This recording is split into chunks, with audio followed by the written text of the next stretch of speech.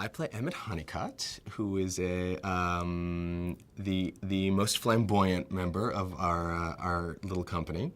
What I think is really extraordinary about Emmett is that he's the gayest of the group. He's out there, he's living large, he's pretty fey, but he's lacking in self-loathing. He, of all these people, is the most self-loving, the most actualized, the most comfortable with who he is. And I think that's extraordinary. I think that's revolutionary. He's described by the creators of the show as a sexual predator. And he is definitely consumed first and foremost with sex and with conquest. With him, it's a lot about the chase, you know? And that's where he gets a lot of his, I don't know if it's fulfillment, but definitely satisfaction. But he doesn't have relationships, doesn't fall in love with people. He experiences, you know. I think that Melanie's really just complex. She's like me. She's got a lot of layers. It's not like, you know, she's sweet and bubbly and light. You know, it's like she's really complex.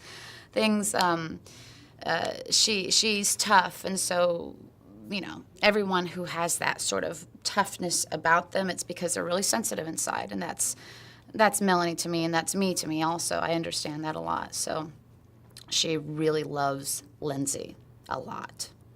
I think she lives just to make Lindsay smile. I don't know if America's ever ready for anything until somebody does it. I know that from Cagney and Lacey. Are we ready? We certainly should be.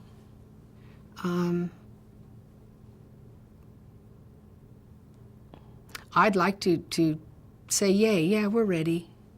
Yeah. I think it's a very small group actually out there.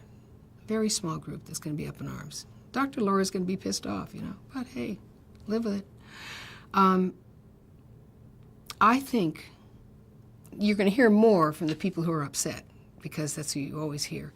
But I think there's going to be a huge following for these kids and this story and their courage. And when people get past the, wow, did you see what they did last week? And they listen to what comes out of their mouths and their hearts and the problems that they deal with and their joys and this crazy lady. It's real life. Are they ready for their sake? I hope so, because they're in for a real treat. Michael is, he's like happy but whiny. He's smart but insecure. And he's kind. He's a caretaker. He loves everybody until they give him a reason not to, and then he keeps on loving them until they give him another reason. And after about 15 reasons, he's like, you know what, fine. I'm only going to love you for another week, and then I'm done, you know. Well, she is an art teacher. She's an art professor at the university in Pittsburgh. And I would say, in terms of psychology, she's a woman who is very intuitive, very artistic, obviously, very tactile, very emotional. Always, I think, sees every side of a situation. That's how I'm gathering so far. Is she always sees the other perspective. She sees every perspective. She sees the character of Brian's perspective. She understands the character of Melanie's perspective. She understands the perspective of, I think, she at least tries to see the perspective of all the characters that she knows and all the people in her life. She's a very Ted suffers from many of the same afflictions I suffer from, so which is why I relate very strongly to him. Ted is an average guy in a world of Adonises, I think it says actually even in the pilot script, and it's very true. And he's unfortunately an addict to young hot guys who are never going to give him the time of day. So it's a real tragedy that he can't get over that because he's just stuck being a wallflower most of the time and constantly disappointed. And so he's, I wouldn't say thoroughly bitter, but he's feels like an outsider in this world all the time, and it's difficult for him. He's has kind of an unrequited love for his dear best friend Michael, and is hurt by that quite a bit as well. And so he's at times very unhappy, and has just a great yearning in him, I think, to be loved and to love someone finally. And he's 17. He's just coming out. It's hard to describe Justin because he changes so much. He starts out very sort of naive and innocent, but anxious to learn, and as he learns, he changes. He gets hurt a lot and hardens a little bit. He grows up a lot. This is not a safe, polite, comforting, soothing show that says and does all the right things. These are not role models. These are not gay role models. This is not the cover of Newsweek magazine with the doctor, the lawyer, and the congressperson. These are people who say and do a lot of the wrong things a lot of the time. I think that's exciting to see that. And I think that's why we're referring to it as unapologetic. We're not painting a pretty picture that comforts people and assures them that everything is okay. This is, I think, oftentimes a disturbing show in its sex, in its language, and its behavior. I think it's going to rough up people a bit, but hopefully it'll be done with some humor and some heart. But it is going to be, we are telling the truth.